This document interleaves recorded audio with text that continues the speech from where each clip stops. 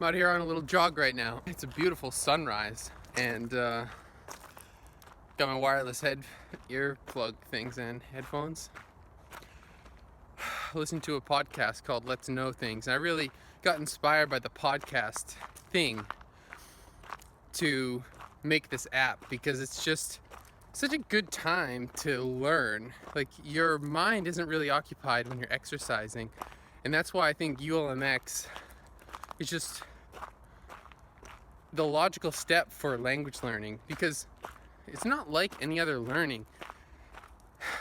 With math, you would have to be doing things on paper, but with language learning, you have to be speaking, and there's no reason that has to be at a desk. There's no reason for that to be confined to any classroom, because speech is really within you. You have that at any time, and podcasts are great because you get to listen, but there's no reason. Like I said in the other video where I'm talking about, if you're exercising too hard and you can't talk, you're exercising too hard and it's not sustainable. And a conversational pace, if anything, ULMX will help you keep that conversational and sustainable pace. Oh man, this is a beautiful sunrise.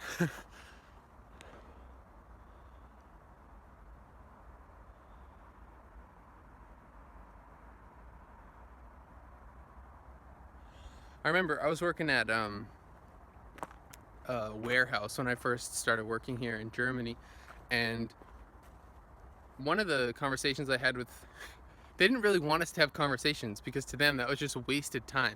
But the work was so boring, everyone just like would stop in these big aisles and just like talk to each other, because it's just weird. I mean, you're constantly walking by each other, but like you're not allowed to talk. It's like, it's messed up in my opinion.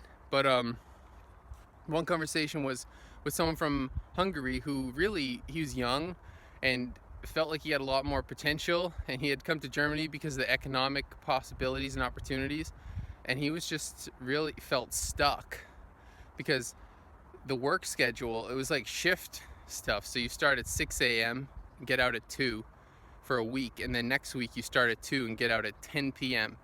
And first of all, this is just never good for your circadian rhythm. Secondly, he didn't feel like he had any time to improve in the language so that he could actually move on to something else. That's pretty sad. And when I personally think about that situation, I think, yeah, you don't have much time to practice, but you're gonna have to cook anyway, you know? You're going to have to clean your apartment, so you can use that time doubly. If you do find time for exercise, maybe you ride your bike to that job. That's a perfect time for you to kind of try and work your way up and get some skills and abilities, improve your eloquence, whatever it takes for you to climb up. You can do that while you're commuting. If you're on the bus, it's a little bit awkward, I guess, if it's full of people. I mean, you can mumble to yourself. It does make a difference. It's called babbling, and that's what babies do. They're just always kind of like playing and just touching the language.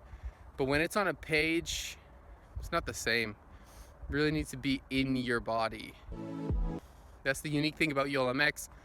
You're free, you know, no table, no desk, to go about your business and hopefully improve your income potential or adventure potential, whatever it is you want to do. If you want to go to the Himalayas, I guess you would need to learn Chinese. If you want to go to the Andes, probably Spanish. If you want to come to Germany, German. If you want to go to the United States, you gotta improve your English. The first version of the ULMX app is for German native speakers who want to improve their English ability. Check it out in the App Store.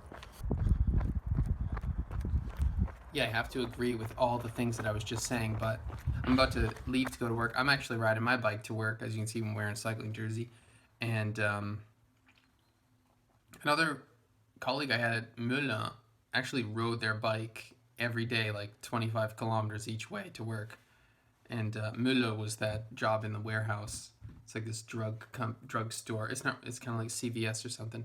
But what I wanted to add is just, if you have this extra motivation to learn languages, it might actually help you get fitter, because it's just another reason for you to go out in the morning or after you get home from work, or it's just another reason that's piling on, inspiring you not to take the bus but to ride your bike. That way you have a chance to play ULMX. Ooh, it's bright. I just had a conversation that made me really want to talk about one of my favorite things about ULMX, which is the content and context that you actually get with each translation. And the conversation that I had was just like at the end of the conversation saying bye, this phrase that I like to use a lot, which would be translated as until the next time, or until next time, bis zum nächsten Mal.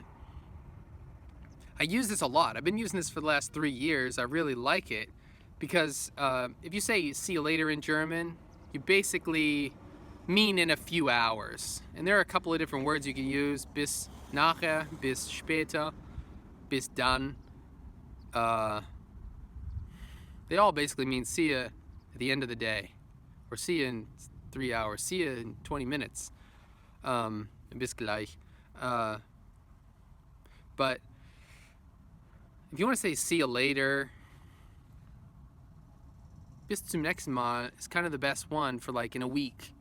See you in a week. Bis zum nächsten Mal. Kind of. But I've had that rare reaction where people kind of laugh at it, almost scoff at it. Not scoff, but they kind of go, huh, okay, bye, yeah. And that just happened to me, and I reflect a little bit more on it. I'm like, could this potentially mean something more formal and out of place than until next time? I mean, most people don't say until next time anyway in English, but, you know, I just figured it was normal to say bis zum nächsten Mal, like, totally average, see you later sort of phrase. And then I realized maybe it's more like farewell. Like, no one says, farewell, farewell, John. No one says that. Or, like, what if it were, until we meet again? No one says until we meet again. Like, so if I said until we meet again to you, you might go, okay, yes, bye, see ya. And that's kind of the feeling I have. Like, I'm pretty sure that's where I just went with it. Like, it doesn't always sound like that. I have a feeling like there's a certain time where people react to it like, yeah, that was the right, like, this is the right time to say that. And people are kind of like, yeah, right, bis zum nächsten Mal. Like, I don't know. Maybe it's more appropriate for like a really tight relationship or something. I'm not sure. I have to ask my wife. But that's the point. I really got the dream to make ULMX when I had this idea that we could give sort of insider information about the language to people who were learning it. And my first inspiration was thinking about, like, I had just talked to this Chinese transfer student for like 10-15 minutes on the bus, and he had like this plan to go meet up with somebody. We were at the University of New Hampshire, but we were riding down to like this town where there's pretty much nothing there. And the person who was supposed to pick him up at the bus stop wasn't there, and we were talking for a while, and like talking about the bus schedule and like how we can get back to campus and stuff. And I was inspired because it was like his first conversation ever with a native speaker. He had been like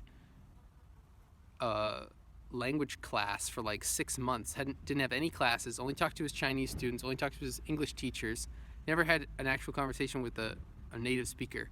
And he kept saying that too.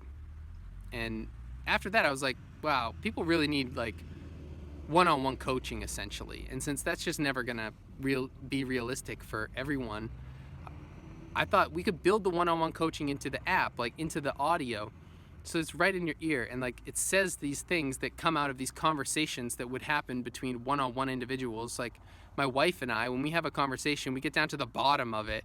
It's like, all right, was that too formal or not? Did I basically say until next time, or did I say until we meet again? And you know, I'm not sure. I'll let you know. I'm gonna ask her when I get home, but that outcome, we put that in the app, and then it's scaled up, and everyone gets the benefit from the conversation that we had one-on-one. That, like, it's kind of work in the translation department. It's like high artisan connoisseur translation. Like, I really want to express this exactly. What did I say? what feeling did the people get? And it's like, I don't know. That's how it always starts. Like, I don't know. Like, look it up in a dictionary. It's like the whole point of this is we can't look this up in a dictionary. What does this really mean to you on the streets right now? like in 2019. Well, it sounds like it's from 1700, kind of. It's like, aha, something like that. I can't say if that phrase is going to sound, I don't know what I'll give you the results later. I really wanted to build that into the app because it's the content and context that really fill out your expression of self. Like, not only your expression, but also your interpretation. And like, you can't really express anything you can't feel yourself. Like, it's always a reflection. And so when it's a foreign language, you want to be able to put that in context and internalize it. And without a real discussion, you'll never really internalize it. It'll always be like foreign.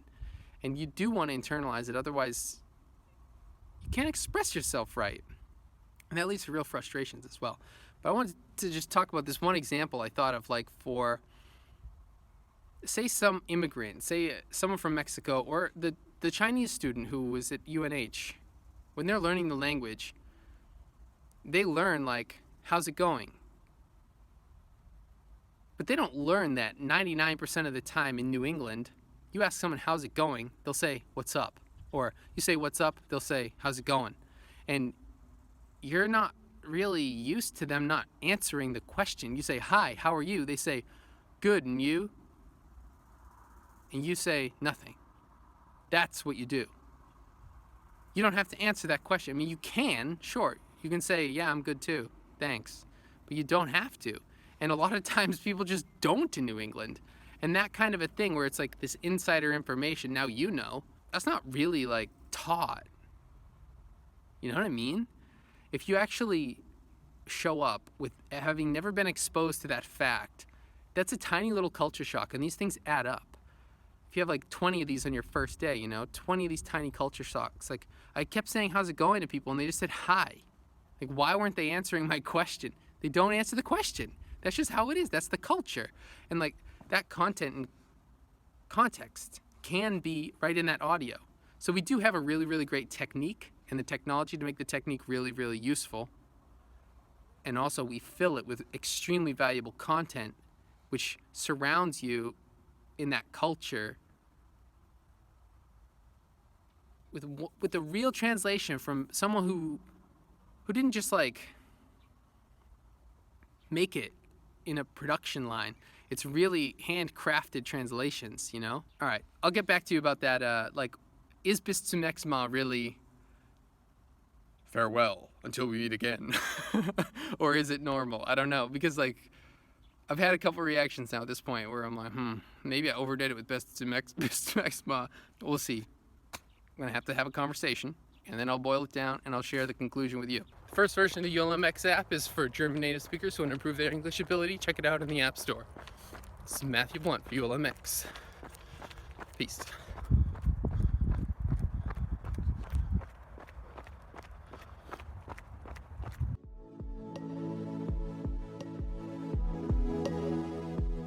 So my wife and I just got finished with dinner. Turns out he must have been laughing at me for a different reason.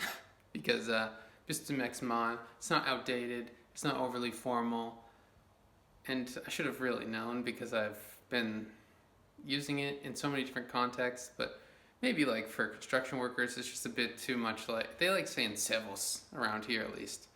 Servus. It's, I don't know. It's from the Romans, servus. But you see, that's the beauty of just being able to ask your spouse.